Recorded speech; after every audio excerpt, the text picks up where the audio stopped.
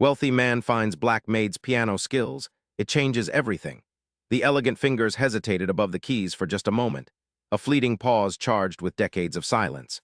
Then in the empty mansion, the first notes of Chopin's Nocturne in E-flat major unfurled like a secret finally set free. From the doorway, Harrison Whitley III stood frozen, the crystal tumbler of scotch suspended halfway to his lips, his face a canvas of disbelief. The woman at his grand piano, the same woman who had silently dusted its gleaming surface for 5 years, played with a mastery that professionals would envy. Her eyes were closed, her worn hands transforming into instruments of impossible grace. The sheet music that should have been necessary lay untouched. She played from memory, from soul. "Eleanor," Harrison whispered, but his voice was lost beneath the swelling music. 23 years earlier, on a humid September afternoon in 1962, Eleanor Washington carefully folded her acceptance letter to the Juilliard School of Music and tucked it into her Bible. The cramped apartment in Southside Chicago hummed with the sounds of her younger siblings playing, her mother cooking dinner, the neighbor's radio blaring through paper-thin walls. Her father's prized upright piano, scratched and slightly out of tune but still magnificent to her, stood against the wall, its keys worn smooth from years of her practice. "Mama," she said, her voice steady despite the hurricane of emotion inside her. "I got in." Her mother turned from the stove, wooden spoon dripping tomato sauce onto the linoleum floor. Her tired eyes widened, then filled with tears. "Oh, child," she whispered, "your daddy would have been so proud." 5 months later, Eleanor stood in the bitter January wind outside the bus station, her suitcase packed with everything she owned, and exactly $42.78 to her name, not nearly enough for tuition, even with the partial scholarship. Her mother pressed a small velvet pouch into her palm. "Your grandmother's pearls," she said. "Sell them when you get there. It should cover your first month's rent." Eleanor opened her mouth to protest, but her mother silenced her with a firm shake of her head. "Some dreams are worth the sacrifice, baby girl. You go make music the world can't ignore." But the world had other plans. Harrison Whitley III was not a man accustomed to surprises. At 63, he had built his investment firm from the ground up, weathered 2 divorces without losing his fortune, and raised a son who rarely called unless he needed money. The Whitley estate in Connecticut, 10 acres of manicured gardens surrounding a colonial revival mansion, ran with military precision under his exacting standards.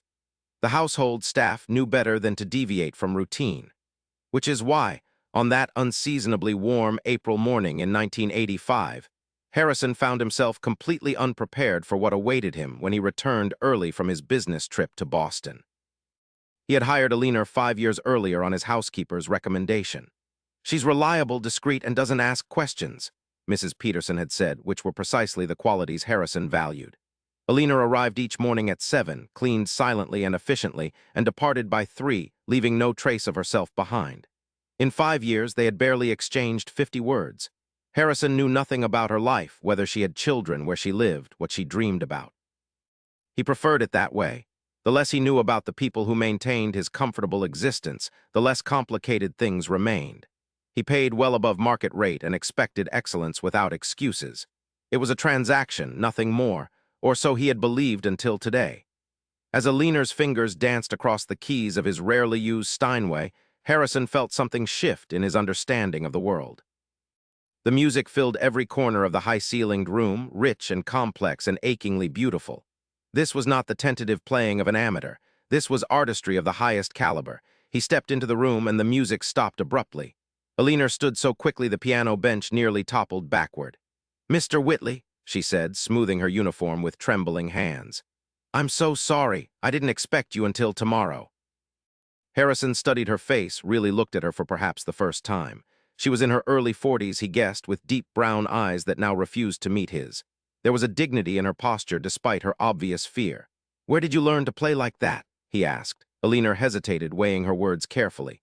"My father taught me," she finally said. "He played in jazz clubs in Chicago, and you never thought to mention this skill when I hired you. You didn't hire me to play piano, sir. You hired me to clean." The blunt truth of her statement caught Harrison off guard. He walked to the bar cart and poured himself another scotch, using the moment to collect his thoughts. "How long have you been playing my piano when I'm not home?" Eleanor's chin lifted slightly. "This is the first time, Mr. Whitley. I apologize for the liberty." Harrison took a slow sip of his drink, studying her over the rim of his glass. Why today? A shadow crossed her face. It would have been my father's birthday. He passed when I was 17. Harrison nodded, unexpected empathy stirring within him. His own father had died when he was at Princeton, leaving him the fledgling investment company and a legacy of impossible expectations. Play something else, he said, surprising himself as much as her. Eleanor blinked. Sir, please, he added, the word rusty from disuse. Cautiously, Eleanor seated herself again at the piano. Her posture transformed subtly, shoulders relaxing, spine straightening, head lifting with quiet confidence. She positioned her hands above the keys, took a deep breath, and began to play. This time it was Gershwin, Rhapsody in Blue, but interpreted with a soulfulness that made it entirely her own. Harrison moved to the window, gazing out at the garden while the music washed over him. For the first time in years, he felt something crack open inside his chest. Jacob launched himself forward for a hug. At 8, he was all knees and elbows with his mother's dark curls and the Whitley gray eyes. Richard stood behind him, immaculate in casual weekend attire that probably cost more than Eleanor earned in a month. Dad, he said with a nod. I can't stay today, board meeting at the foundation. Melissa will pick him up at noon. No problem, we'll be fine. Harrison placed a hand on Jacob's shoulder. I have a surprise for you today. Richard checked his watch. His piano books are in his backpack. Make sure he practices at least an hour. After Richard departed, Harrison led Jacob to the kitchen for his traditional Saturday morning hot chocolate. The boy chattered happily about school and his soccer team, but fell silent when Harrison mentioned piano practice. I hate piano, Jacob said, stirring his hot chocolate vigorously. It's boring. What if it didn't have to be boring? Harrison asked. What if it could be fun? Jacob looked skeptical. Mom and Dad say I have to learn classical first before I can play anything good. Harrison smiled. I've invited someone special to teach you today, someone who might show you a different way to think about music. Not another stuffy teacher, Grandpa, Jacob groaned. Trust me, Harrison said just as the service door opened and Eleanor entered. She had transformed herself. Gone was the plain uniform, replaced by a simple but elegant blue dress. Her hair, usually pulled back severely, was arranged in soft curls around her face. She carried a worn leather music case that had seen better days. Jacob stared at her, clearly confused. Jacob, this is Miss Washington, Harrison said. She's going to be your piano teacher today. Eleanor smiled warmly at the boy. Hello, Jacob. Your grandfather tells me you're having trouble finding the joy in music. Jacob looked from Eleanor to his grandfather and back again. You work here, he said bluntly. You clean Grandpa's house. Harrison tensed, but Eleanor merely nodded. I do, but before that, and still today, I'm a musician. She opened her case and removed several sheets of paper. Would you like to hear me play? Jacob shrugged, but his eyes showed interest. I guess. In the music room, Eleanor seated herself at the piano with the same quiet confidence Harrison had witnessed before. But instead of Chopin or Gershwin, she launched into a lively rendition of the theme from Star Wars, Jacob's favorite movie. The boy's mouth fell open in astonishment. By the time Eleanor transitioned seamlessly into the Imperial March, he was grinning from ear to ear. How did you learn that? He demanded when she finished. My other teacher says movie music isn't real music. Eleanor raised an eyebrow. All music is real music if it makes you feel something. Do you feel something when you hear this? She played a few bars of a classical piece. Jacob fidgeted. I guess it's kind of pretty. And how about this? She switched to a jazzy improvisation. That's cool. Jacob moved closer to the piano. Can you teach me to play like that? I can teach you the basics and then you can learn to play anything you want. But first, she patted the bench beside her. Let's see what you already know. Harrison watched in amazement as Eleanor transformed his reluctant grandson into an eager student. She had him playing simple duets within minutes, laughing when they made mistakes together and introducing basic music theory through games rather than dry exercises. Most surprisingly, she had brought sheet music for the Star Wars theme, simplified for a beginner. This will take practice, she told Jacob, but if you work on it a little each day, you'll be playing it for your parents before you know it. Really? Dad says I have to master Bach first. Eleanor glanced at Harrison, a flicker of something disapproval, challenge. In her eyes, Bach is wonderful, but so is John Williams. Music should bring joy first. The discipline comes naturally when you love what you're playing. By 11:30, Jacob had learned the first 8 measures of the Star Wars theme and was beaming with pride.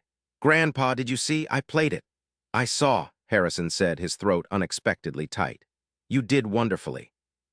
When Melissa arrived to pick up Jacob, the boy ran to the door. Mom, you have to hear what I learned today. Melissa, elegant and perpetually harried, gave Harrison a questioning look as she allowed herself to be dragged to the music room. Her confusion only deepened when she saw Eleanor. "Jacob, wait in the car, please," she said after her son's enthusiastic demonstration. "I need to speak with your grandfather." Once Jacob was out of earshot, Melissa turned to Harrison. "Dad, what's going on?" Richard said Jacob was having his regular lesson today. "Jacob had a wonderful lesson," Harrison replied calmly, "with Miss Washington." Melissa looked Eleanor up and down, taking in her simple dress and worn music case. "And you are?" "Eleanor Washington," Eleanor answered, meeting Melissa's gaze directly. "I've been teaching your son this morning." "Miss Washington works for me," Harrison added. "She's a gifted pianist who I believe can help Jacob develop a genuine love for music." Melissa's expression tightened.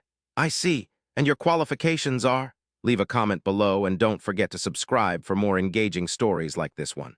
"I studied at the Chicago Conservatory," Eleanor said, the half-truth flowing smoothly, "and I've taught privately for many years." It wasn't technically a lie, Harrison realized. She simply omitted that those years of teaching had been long ago, before whatever circumstances had led her to domestic work. "Jacob seems very excited about playing," Harrison added. "That's a significant improvement over his usual resistance." Melissa hesitated, clearly torn between her son's obvious enthusiasm and her reservations about Eleanor's background. "I'll need to discuss this with Richard," she said finally. "In the meantime, thank you for the lesson, Miss Washington." After they left, Eleanor began packing up her music. "Your daughter-in-law is concerned," she observed. "Melissa has very specific ideas about Jacob's education," Harrison replied, "as does my son." "And you?" Eleanor asked, her hand stilling on the piano keys. "What are your ideas about education, Mr. Whitley?" The question caught him off guard. "I believe in results," he said after a moment, "and in finding the right approach for the individual." Eleanor nodded, a small smile playing at her lips. "A pragmatist. Is that a criticism? An observation?" She closed her music case with a soft click. "Will I be seeing Jacob next Saturday?" Harrison met her gaze. "Do you want to? He has potential, and enthusiasm, which is more important at his age." "Then yes, I hope you'll continue. I'll speak with Richard." As Eleanor gathered her things to leave, Harrison found himself struggling with an unfamiliar impulse. "Would you," he began, then stopped, unsure how to phrase his request without it sounding like a command from employer to employee. Eleanor waited, her expression carefully neutral. "Would you consider staying for lunch?" he finally asked. "I'd like to hear more about your background in music." Surprise flickered across her face. "I should get home. My daughter will be waiting." "Your daughter?" It was Harrison's turn to be surprised. In 5 years, Eleanor had never mentioned a child. "Darling, she's in college now, Spelman in Atlanta, but she's home for spring break this week." Harrison nodded, feeling strangely disappointed. "Of course." "Another time, perhaps." At the door, Eleanor paused. "Mr. Whitley, may I ask you something?" "Certainly." "Why did you really ask me to teach Jacob? There must be dozens of qualified teachers in your social circle." Harrison considered deflecting, but something in Eleanor's direct gaze compelled honesty. "Because when you played Chopin in my music room, I saw something I recognized, passion that had been buried but not extinguished. Jacob needs that kind of teacher, not someone who views music as merely another academic subject to master." Eleanor studied him for a long moment. "You're more observant than I gave you credit for," she said finally, and left before he could respond. The following week passed slowly for Harrison. He found himself listening for Eleanor's movements throughout the house, noticing details he'd previously ignored, the faint scent of lemon polish that lingered after she cleaned his study, the careful way she arranged fresh flowers in the entrance hall, the fact that she hummed softly while ironing his shirts. On Thursday, he received a terse phone call from Richard. "Dad, Melissa says you've hired the maid to teach Jacob piano." His son's voice dripped with disapproval. "What were you thinking?" "I was thinking that for the first time, Jacob actually enjoyed his lesson," Harrison replied evenly.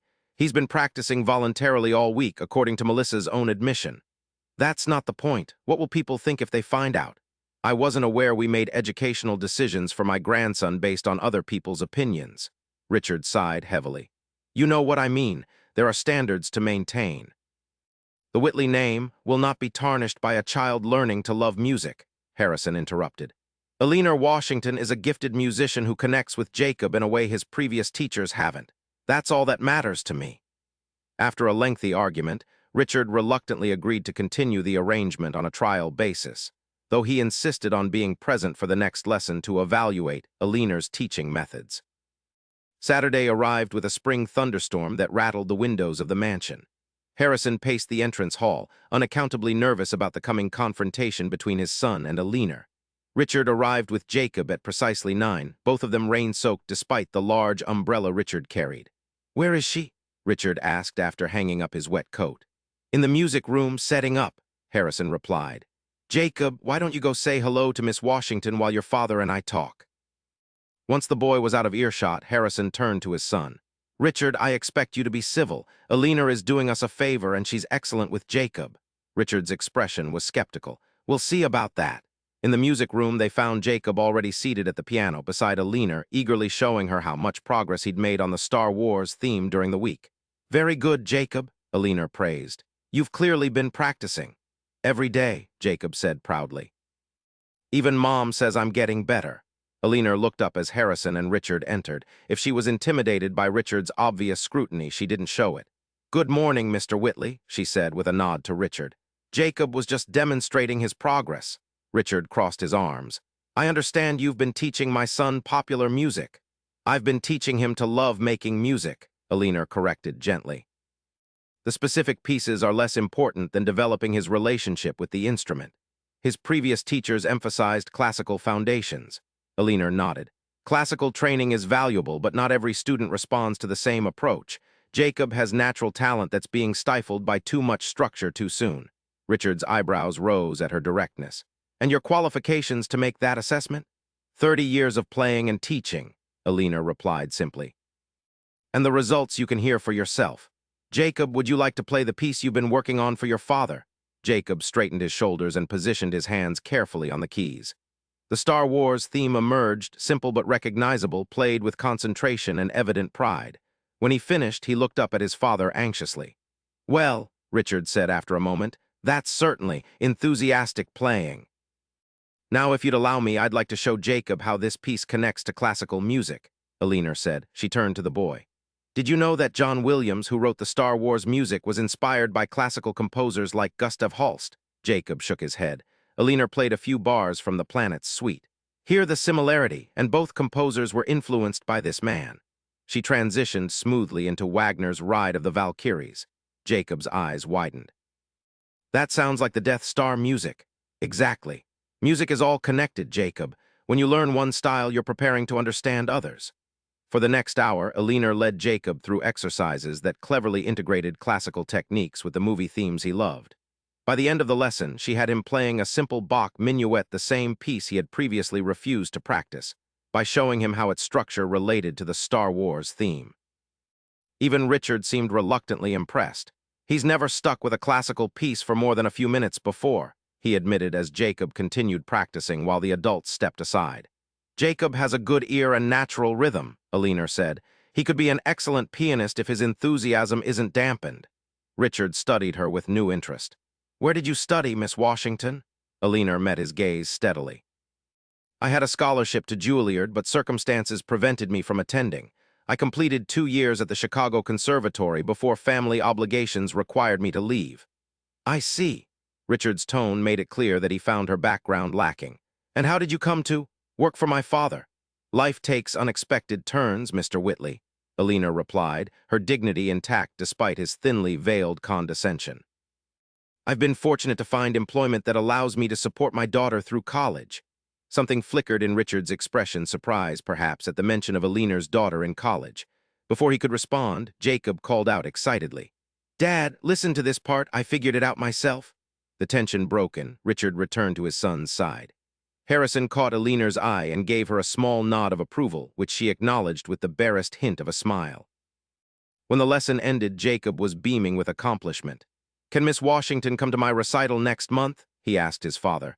"I want to play the Star Wars theme." Richard hesitated, glancing at Eleanor.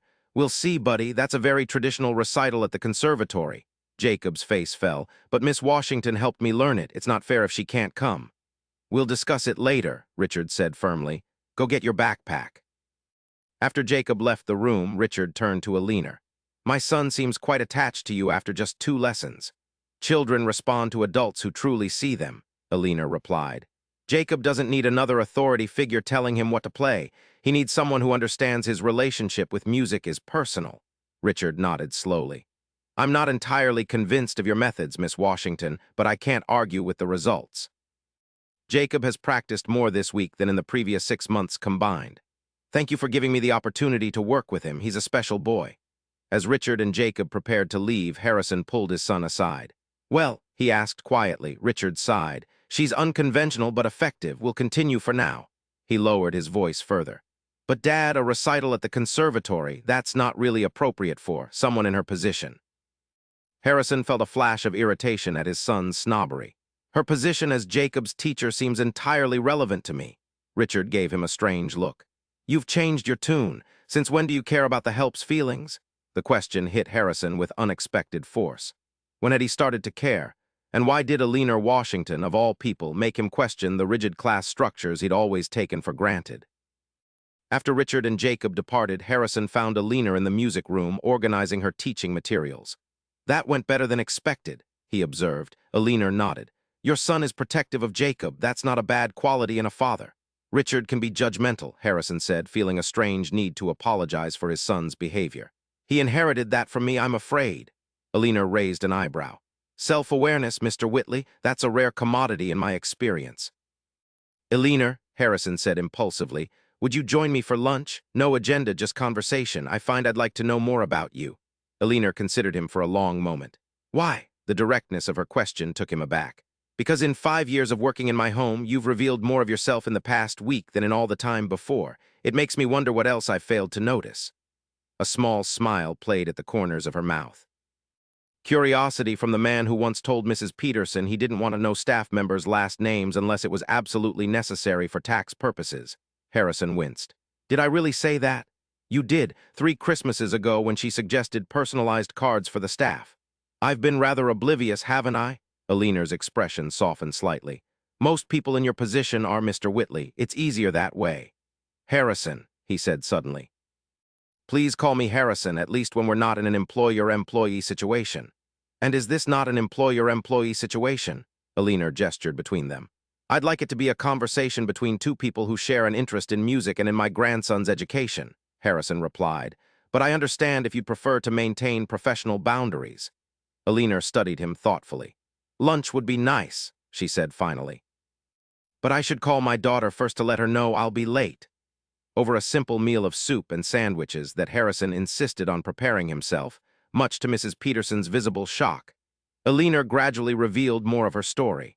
Her father had been a jazz pianist who played in Chicago clubs in the 1950s and early 60s, while teaching his daughter everything he knew. When he died unexpectedly of a heart attack, 17-year-old Eleanor was left to care for her mother and 4 younger siblings. The Juilliard scholarship covered tuition but not living expenses in New York, she explained. And my family needed immediate support, so I took what jobs I could find and put my younger brothers and sisters through school instead. You never went back to music professionally? Harrison asked. Eleanor's smile held no bitterness, only a quiet acceptance. I taught piano lessons in the evenings while working office jobs during the day. When I married, my husband didn't approve of me entertaining in other people's homes, as he put it. After our divorce, I returned to teaching, but by then I had Darlene to support on my own. And now she's in college, pride illuminated Eleanor's face. Pre-med at Spelman, she's brilliant, wants to be a neurologist. That's impressive, Harrison said sincerely. You must be very proud. I am. But college is expensive, even with scholarships. Hence, she gestured to indicate her position in his household. Harrison nodded, a new understanding dawning. Hence cleaning houses for people like me who have more money than they know what to do with. I wouldn't put it quite that way, Eleanor said with a small smile. But yes, the pay is better than what I could make teaching piano in the neighborhoods where I can afford to live. And you've never resented it. Cleaning for people with less talent but more opportunity, Eleanor considered this. Resentment is a luxury, Mr. Whitley Harrison. It takes energy I'd rather spend elsewhere. Harrison was struck by the wisdom in her words. How much of his own life had he wasted in resentment of his father's expectations, his ex-wife's demands, his son's disappointments? What about you? Eleanor asked, surprising him. Did you always want to be an investment banker? No, Harrison admitted. I wanted to be an architect. I used to sketch buildings constantly as a boy, but my father needed me in the family business, especially after my older brother chose a different path.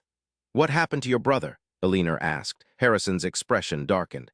Thomas decided Vietnam wasn't his war. He went to Canada in '68 and never came back. My father never forgave him. And you? I was angry for many years. While I was putting on a suit and learning the investment business, Thomas was living in a commune in British Columbia making pottery. Harrison shook his head.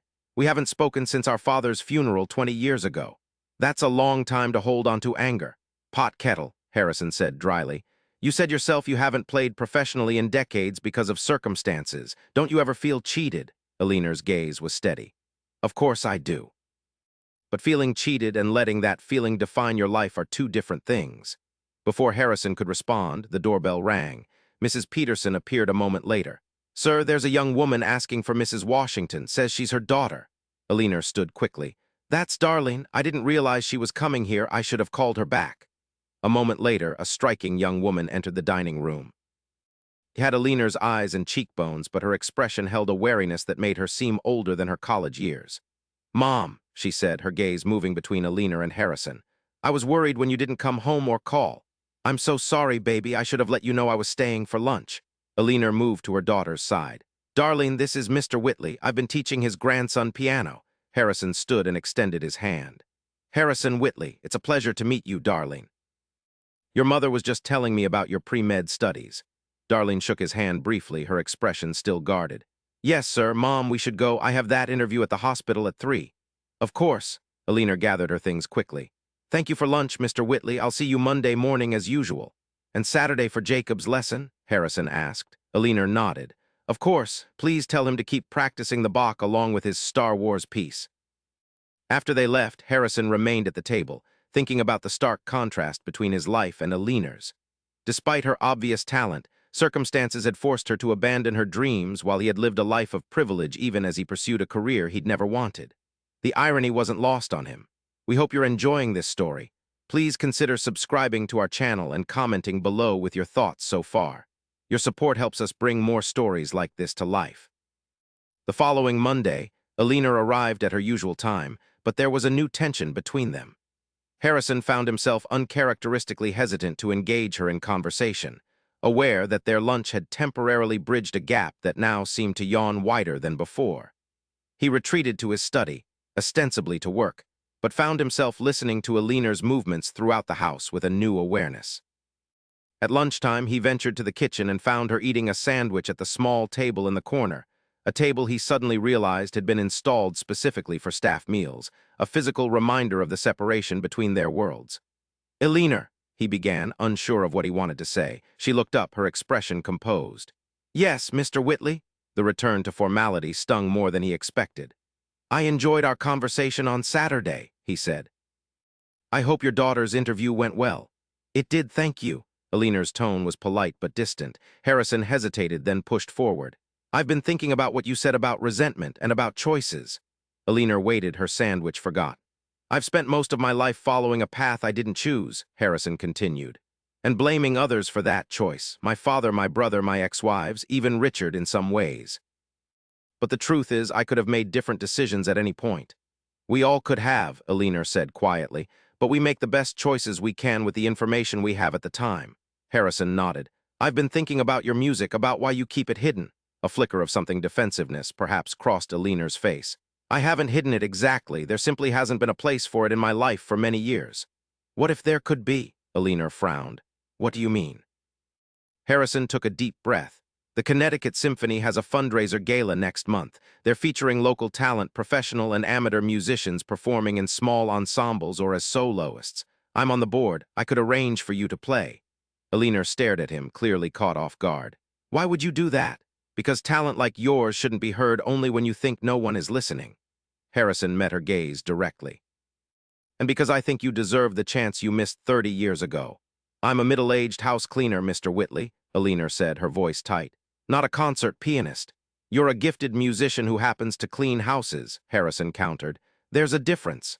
Eleanor shook her head. You don't understand what you're asking. I haven't performed in public since I was a teenager. All the more reason to start again now. And what would your society friends think when they discover you've put your maid on stage at their exclusive gala? Harrison winced at her bluntness. I don't care what they think. But I do, Eleanor said firmly. I've worked hard to build a reputation as a reliable, professional house cleaner. That reputation pays my bills and my daughter's tuition. I can't risk it for what? A moment in the spotlight, a chance to pretend I'm something I'm not. That's not what I'm suggesting, Harrison protested. Isn't it? Eleanor stood, gathering her lunch things. I appreciate the thought, Mr. Whitley, but no thank you. I'm comfortable with the choices I've made and the life I've built. Before Harrison could respond, she left the kitchen, effectively ending the conversation. He remained at the table, troubled by her reaction and by his own presumption. Had he genuinely wanted to help Eleanor, or had he been trying to assuage his own guilt about the inequality of their positions? And why did her rejection bother him so much? The week passed with a strained politeness between them. Eleanor performed her duties with her usual efficiency, but the brief connection they had shared seemed to have vanished. Harrison found himself missing their conversations, brief as they had been. On Thursday afternoon, his intercom buzzed. "Mr. Whitley, there's a Ms. Washington here to see you," his secretary announced. Harrison frowned in confusion. Eleanor had left hours ago. "Send her in." The young woman who entered his study was not Eleanor, but her daughter, Darling. She stood ramrod straight, her expression determined. "Mr. Whitley, I need to speak with you about my mother," she said without preamble. Harrison gestured to the chair across from his desk. "Please, sit down. Is something wrong?" Darlene perched on the edge of the chair. "My mother told me about your offer for her to play at the symphony gala." "Ah," Harrison leaned back. "She declined rather definitively." "Because she's scared," Darlene said bluntly. "She hasn't played in public in years and never for people like, well, people in your circles." "I see." Harrison studied the young woman before him. "And you're here because?" "Because my mother gave up everything for our family, her education, her career, her music. She worked 3 jobs to put my uncles and aunts through school. She stayed in a bad marriage too long because she thought I needed a father. And now she's cleaning houses to put me through medical school." Darlene's voice wavered slightly. "She deserves better." Harrison nodded slowly. "I agree, but I can't force her to accept my offer." "No, but you could make it harder for her to refuse." Darlene leaned forward. "Look, my mom doesn't know I'm here. She'd be furious if she found out. But I found something yesterday when I was looking for my birth certificate." She reached into her bag and pulled out a yellowed newspaper clipping. "This is from the Chicago Tribune, 1962. It's a review of a young musician's showcase where my mother performed before my grandfather died." Harrison accepted the fragile clipping and read the highlighted passage. Most promising among the young performers was Eleanor Washington, 17, whose interpretation of Rachmaninoff's Prelude in G minor displayed a maturity and emotional depth rarely found in pianists twice her age. If developed properly, Washington's talent could place her among the significant classical pianists of her generation. He looked up to find Darlene watching him intently. "Your mother was clearly exceptional." "She still is," Darlene said firmly, "but she doesn't believe it anymore. Decades of putting everyone else first have convinced her that her music doesn't matter." "What exactly are you asking me to do, Darlene?" "Don't let her say no." Darlene stood, gathering her bag. "Find a way to make it impossible for her to refuse. She needs this, Mr. Whitley, even if she doesn't know it yet." After Darlene left, Harrison sat for a long time with the yellowed clipping in his hands, thinking about missed opportunities and second chances. By the time he finally made a decision, night had fallen outside his study windows. The following Saturday, Jacob arrived for his lesson bubbling with excitement. "Grandpa, Dad says I can play Star Wars at the recital if I keep practicing my Bach too." Harrison smiled at his grandson's enthusiasm. "That's wonderful, Jacob. I'm sure Miss Washington will be pleased to hear it." When Eleanor arrived, Harrison detected a hint of surprise in her expression at the sight of his car still in the driveway. Usually he made himself scarce during Jacob's lessons, using the time to run errands or work in his study. "Good morning, Mr. Whitley," she said cautiously as she entered the music room. "I hope you don't mind if I observe today," Harrison replied. "Jacob's news about the recital has me curious about his progress." Eleanor nodded, though her posture remained tense as she began the lesson. Jacob, oblivious to the undercurrents between the adults, threw himself into his practice with typical enthusiasm. As always, Eleanor's teaching style transformed the technical exercises into something approaching play, and soon both teacher and student were absorbed in the music. When the lesson ended, Jacob ran to the kitchen for his customary post-practice cookie, leaving Harrison and Eleanor alone in the music room. "He's making remarkable progress," Harrison observed. "He has natural talent," Eleanor replied, "and he's found his motivation, which is half the battle with young students." Harrison moved to the piano, running his fingers lightly over the keys. "I've been thinking about our conversation on Monday." Eleanor's expression closed. "I believe I made my position clear, Mr. Whitley." You did, and I respect your decision. Harrison opened the piano bench and removed a folder. But before the matter is closed completely, I'd like you to see something. He handed her the folder. Inside was a program for the upcoming symphony gala, already printed and ready for distribution. Eleanor flipped through it until she reached the section listing the performers. There, among the names of local music teachers, amateur musicians, and a few professional performers, was printed Eleanor Washington, piano Rachmaninoff's Prelude in G minor. Eleanor's head snapped up, her eyes wide with shock. What have you done? Given you a choice, Harrison replied calmly. You can either perform as listed, or I'll have to explain to the symphony board why one of our advertised performers has withdrawn at the last minute. This is manipulation, Mr. Whitley. Eleanor's voice was tight with anger. Perhaps, Harrison acknowledged. Or perhaps it's a push in a direction you're afraid to go on your own. You had no right. I spoke with Darling, Harrison interrupted gently. She showed me the review from 1962. Eleanor's face paled. She had no right to interfere. She loves you, Harrison said simply, and she believes, as I do, that you deserve the chance to be recognized for your talent. And if I refuse, Harrison sighed, then I'll make my apologies to the board and accept the embarrassment. I won't force you, Eleanor, but I hope you'll consider it. Eleanor stared at the program, her fingers tracing her printed name. I haven't played that piece in 30 years, she whispered. You have 3 weeks to prepare, Harrison said, and my piano to practice on whenever you wish. I have jobs, responsibilities. Take a leave of absence, Harrison suggested. With pay, consider it a commission for the performance. Eleanor shook her head, but Harrison could see the first signs of wavering in her expression. Why are you doing this? She asked. Really? Harrison considered his answer carefully. Because 30 years ago, circumstances prevented you from following your calling, and because I've spent a lifetime following a path I never wanted, perhaps I'm trying to right 2 wrongs at once. Eleanor said nothing for a long moment, her gaze fixed on the program in her hands. I would need new performance clothes, she said finally, and the piano would need tuning. Harrison felt a surge of hope. Consider it done. And I'm not taking a leave of absence, Eleanor added firmly. I'll practice in the evenings and on weekends. As you wish. Harrison hesitated, then added, Thank you for considering this, Eleanor. She looked up at him, her expression a complex mixture of apprehension and something that might have been hope. I haven't said yes yet, Mr. Whitley. Harrison, he corrected gently, and you haven't said no either. The next 3 weeks passed in a blur of activity. Eleanor continued her regular cleaning duties, but now stayed late most evenings to practice on Harrison's Steinway.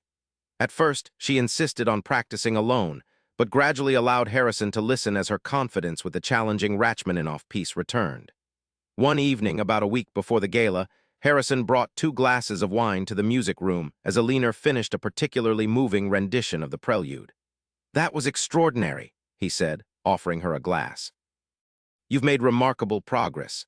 Eleanor accepted the wine with a small smile. It's coming back more quickly than I expected. My fingers remember even if my mind sometimes forgets.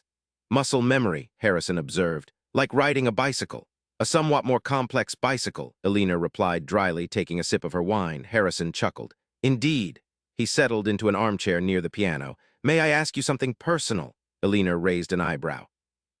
You've already convinced me to perform publicly for the first time in 30 years. I suppose a personal question is minor by comparison. Do you regret the path your life has taken? The directness of his question seemed to catch her off guard. Eleanor considered it for a long moment before responding.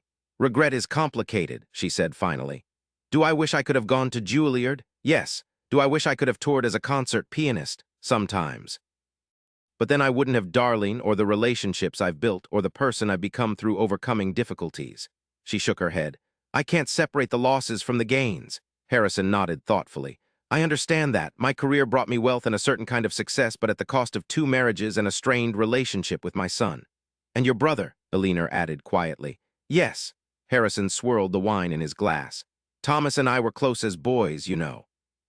Before Vietnam, before our father's expectations drove us apart. Have you ever thought of reaching out to him? Harrison sighed. Many times, but pride is a difficult obstacle to overcome. Pride, Eleanor repeated with a small smile. The great equalizer, it affects kings and commoners alike. Are we so different then? Harrison asked, meeting her gaze. The wealthy investment banker and the talented pianist who cleans his house. In the ways that matter, Eleanor's expression softened. Perhaps not as different as either of us once thought. The night of the gala arrived with perfect early summer weather.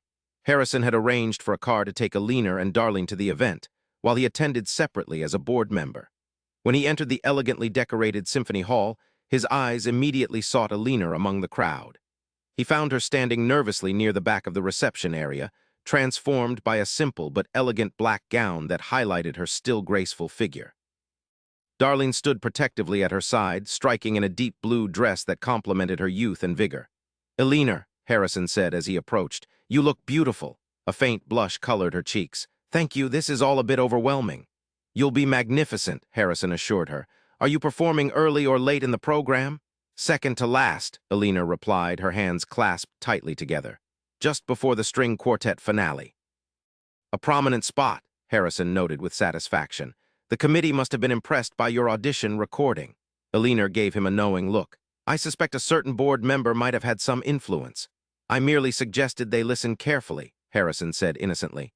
"The decision was entirely theirs." Their conversation was interrupted by the arrival of Richard, Melissa, and Jacob, all dressed in formal attire. Jacob spotted Eleanor immediately and rushed over. "Miss Washington." "Are you really going to play tonight? Dad said you're on the program." Eleanor smiled warmly at the boy. "I am, Jacob. I'm a bit nervous, though."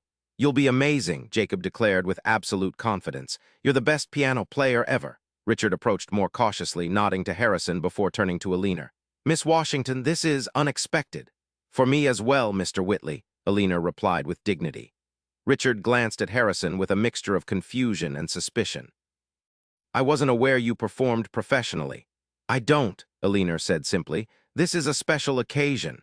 Before Richard could respond, a gentle chime announced that guests should begin taking their seats. Harrison offered his arm to Eleanor. "Shall we? I've reserved seats for you and Darlene in the front row." Eleanor hesitated, then placed her hand on his arm. "Thank you, Harrison."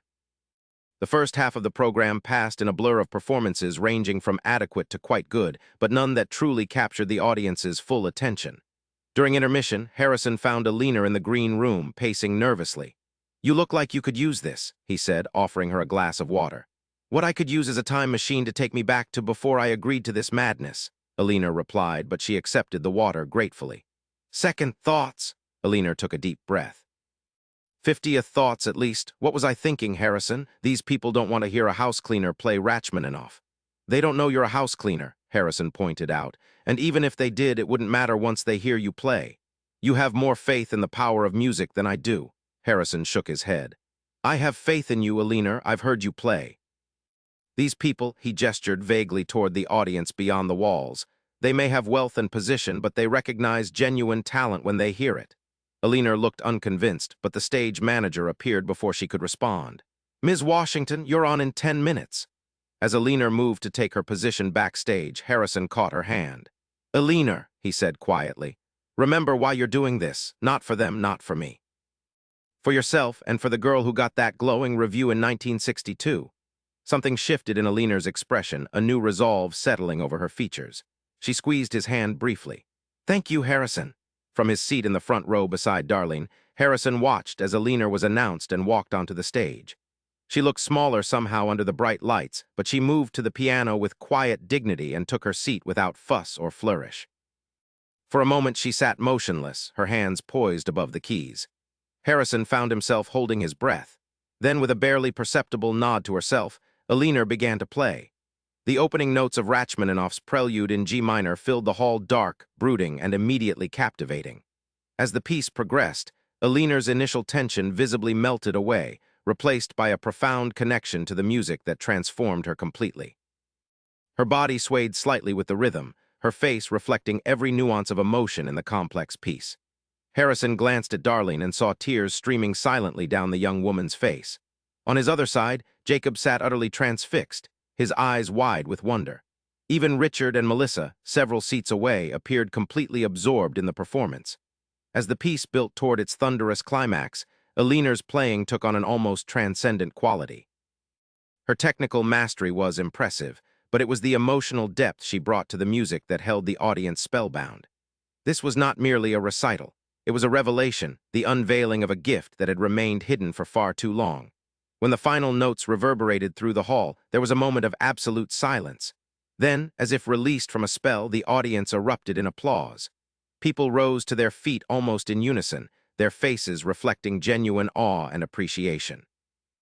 Eleanor seemed momentarily stunned by the response. She stood shakily and offered a modest bow, her eyes searching the crowd until they found Harrison's. He smiled and nodded, hoping she could read in his expression what he felt but couldn't say, that this moment was only the beginning. As Eleanor made her way backstage, the buzz in the audience was palpable. Harrison overheard snippets of conversation around him. "Who is she? I've never heard of her before." That was world-class playing. "Why isn't she performing professionally? Did you see the program? She's giving master classes next month. I need to enroll my daughter." Harrison smiled to himself. The master classes had been his idea, a way to help Eleanor transition back into teaching music professionally if tonight went well. Based on the audience's reaction, he had a feeling her classes would fill quickly. Backstage after the performance, Harrison found Eleanor surrounded by well-wishers, including several board members and the symphony's conductor. She was handling the attention with grace, but he could see she was overwhelmed. When she finally extricated herself and made her way to his side, her cheeks were flushed with excitement and lingering nervousness. "Did that really happen?" she asked quietly. "It did," Harrison confirmed. "You were magnificent, Eleanor, exactly as I knew you would be." "The conductor asked if I would consider accompanying the youth symphony for their fall concert," she said, disbelief evident in her voice. "Will you?" Eleanor took a deep breath. "I told him I'd think about it." She glanced around at the crowded reception area. "This is all so surreal. 3 weeks ago, I was just your housekeeper. Now you're Eleanor Washington, pianist," Harrison finished for her. "Which is who you've always been, whether anyone else recognized it or not." Jacob appeared suddenly, pushing through the crowd to reach them. "Miss Washington, that was amazing. The way you played those super-fast parts, I didn't know anyone could play like that." Eleanor laughed, some of the tension leaving her shoulders as she focused on her enthusiastic student. "Thank you, Jacob. I'm glad you enjoyed it. Will you teach me to play like that someday?" the boy asked eagerly. "If you keep practicing and loving music the way you do now, you could certainly learn," Eleanor assured him. Richard and Melissa approached more slowly, their expressions a mixture of bewilderment and reluctant admiration. "That was quite extraordinary, Miss Washington," Richard said stiffly. "I had no idea you possessed such talent." "Few people did," Eleanor replied simply. "Dad," Richard turned to Harrison, "could I speak with you privately for a moment?" As Harrison followed his son to a quieter corner of the reception area, he braced himself for the confrontation he knew was coming. "What exactly is going on between you and Eleanor Washington?" Richard demanded without preamble. Harrison raised an eyebrow. "I'm not sure what you're implying, Richard." "I'm not implying anything. I'm asking directly. First, you hire her to teach Jacob despite her lack of credentials. Then you somehow get her onto the program for the symphony gala. Now I hear she's offering master classes." "Eleanor has more natural talent and teaching ability than most conservatory professors," Harrison replied evenly. "As for the gala, the program committee was looking for local talent. I simply made a suggestion." Richard studied his father with narrowed eyes. "You've changed, Dad. 6 months ago, you wouldn't have known the name of a single person who worked in your house, let alone champion their hidden talents." "Perhaps I'm finally learning to see people clearly," Harrison said. "It's never too late to grow, Richard." "And what happens now? Does she continue cleaning your house on weekdays and performing Rachmaninoff on weekends?" The question gave Harrison pause. He hadn't thought beyond this night, beyond giving Eleanor the chance to share her gift. What did come next? "That's entirely up to Eleanor," he said finally. "But I suspect her life is about to change in ways neither of us anticipated." As the evening drew to a close, Harrison found himself reluctant to say goodbye to Eleanor. "May I call you tomorrow?" he asked as they stood outside the symphony hall. "Perhaps we could discuss those master classes over lunch." Eleanor smiled, a genuine, unguarded smile that transformed her face. "I'd like that, Harrison." Darlene, watching this exchange with knowing eyes, touched her mother's arm gently. "Mom, I'm going to catch a ride with my friend Jasmine. She's having a few people over to celebrate the end of finals week. Don't wait up." After Darlene left, Harrison offered to drive Eleanor home. They rode in comfortable silence for a while, the events of the evening settling around them like a shared secret. "What are you thinking?" Harrison asked finally, glancing at Eleanor's profile in the dim light of the car. "I'm thinking about choices," she replied softly. "About how a single moment can change the direction of a life." Harrison nodded, understanding completely. Like when a wealthy man happens to come home early and finds his maid playing his piano. Eleanor turned to look at him, her expression thoughtful. Or when a maid decides after 5 years of silence to play that piano on a particular April morning. "Do you believe in fate, Eleanor?" "I believe in moments of opportunity," she said after a pause. and in the courage it takes to seize them. As Harrison pulled up in front of Eleanor's modest apartment building, he turned to face her fully. I want you to know that whatever you decide to do next, whether it's teaching, performing, or something else entirely, I'll support you. Eleanor studied him with those perceptive eyes that seemed to see beyond his carefully constructed facade. Why, Harrison? Why does it matter to you what happens to me? Harrison considered deflecting, but the events of the evening demanded honesty. Because you've reminded me of something I'd forgotten, that it's never too late to become the person you were meant to be. Eleanor's expression softened. Even for a set-in-his-ways investment banker. Especially for him, Harrison replied with a self-deprecating smile, who, as it happens, has been sketching buildings again for the first time in 40 years. Have you? Eleanor looked genuinely pleased. I'd like to see them sometime. They're terrible, Harrison admitted, but it feels good to try. As Eleanor prepared to exit the car, Harrison impulsively reached for her hand. Eleanor, I don't know exactly what happens next, but I do know I want to find out. Not as your employer, but as whatever we might become to each other. Eleanor's fingers tightened around his briefly. I think, she said carefully, that we have time to discover that together. As she walked to her building, Harrison watched her go, marveling at how a chance encounter had upended both their carefully ordered lives. Tomorrow would bring new challenges, explanations to his social circle, adjustments to their respective positions, conversations about what role music would play in Eleanor's future. But tonight, as he drove home to his empty mansion that would soon be filled with Eleanor's music during Jacob's lessons, Harrison felt something he hadn't experienced in decades. The quiet but persistent hope of a second chance, not just for Eleanor, but for himself as well. When he arrived home, Harrison went directly to the music room and sat at the piano Eleanor had played with such passion. He placed his fingers on the keys, pressing one note and then another, the discordant sounds a reminder of how much he had yet to learn. But for the first time in his 63 years, Harrison Whitley III felt that he was finally beginning to hear the true music of his life, and it was beautiful. If you enjoyed this story, please subscribe to our channel and leave a comment below telling us what you thought. Your support means the world to us and helps us continue bringing these stories to life.